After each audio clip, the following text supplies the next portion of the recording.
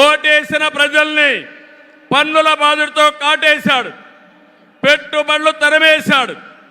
5 ఏళ్లలో రోడ్లు లేవు, ప్రాజెక్టులు లేవు, పరిశ్రమలు లేవు, ఉద్యోగాలు లేవు, ఉపాధి లేదు, అభివృద్ధి అన్న మాటే లేదు. ప్రజల జీవితాల్లో ఆనందం కూడా లేదు. అంతటా గంజాయి, అశాంతి, అభద్రత, ఆందోళనతో బంగారు లాంటి రాష్ట్రాన్ని జగన్ చీకటమయం చేశాడు. విధ్వంసమే తన విధానమై రాష్ట్రాన్ని కూల్చేశాడు. గతంలో ఎప్పుడూ లేని విధంగా జగన్మోహన్ రెడ్డి అక్రమ కేసులు పెట్టి రాజకీయాలను కలుషితం చేసే పరిస్థితికి వచ్చాడు.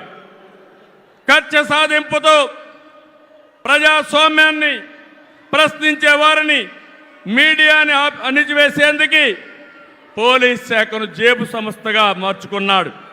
చివరికి జగన్ అధికార దాహానికి, వంచనకు బాబాయి బలయ్యాడు.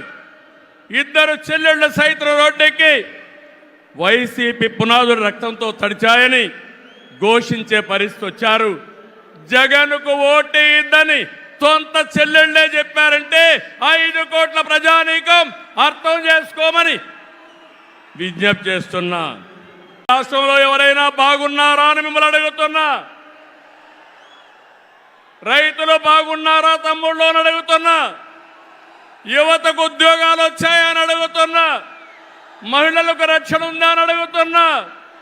ఎస్సీ, బీసీ, ఎస్టీ, మైనారిటీలకి ఏమైనా లాభం జరిగిందా అని అడుగుతున్నా.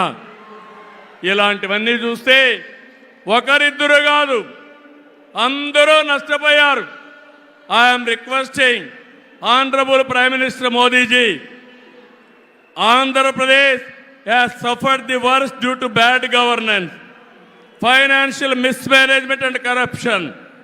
You will be shocked to know that collectorate offices, Raitu Bazar buildings, government colleges have been mortgaged. It is a pity that even tax revenue from liquor, both present and future, have been escrowed. This is the sorry state of affairs over the last 5 years. అందుకని నేను మీ అందరి తరపున మోదీజీ గారిని request చేస్తున్నాను. మన రాష్ట్రాన్ని కాపాడుకోవాలి. సిద్ధమా మీరందరూ అడుగుతున్నా.